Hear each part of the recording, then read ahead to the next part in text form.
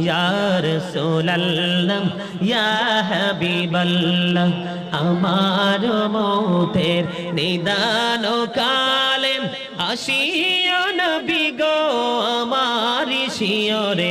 দেখিব আপনাকে নয়ন ভরে